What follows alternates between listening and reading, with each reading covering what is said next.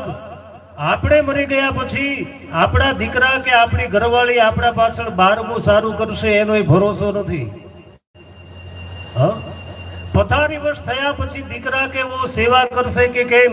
ઈશ્વરને એ પ્રાર્થના કરવાની, માતાજી પાસે માંગવું હોય તો એ માંગવાનું, હે માં રાજરાજેશ્વરી, હે માં જગદંબા, હે માં દશામાં, હે માં કુળદેવી, હે માં ચામુંડા, મને આપવું હોય તો એટલું આપજે.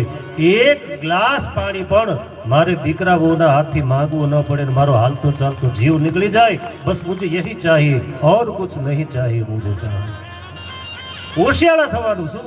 દીકરાના હોશિયાળા થવાનું, વહુને હોશિયાળી થવાનું, ઘરવાળીની હોશિયાળું થવાનું. તું પાણી આપ, પાણી આપ, એ ક્યાંય માથું ઘસતી હોય નહીં. હસતે હસતે हमारा प्राण एक बार जाना तो है, प्राण निकल जाए.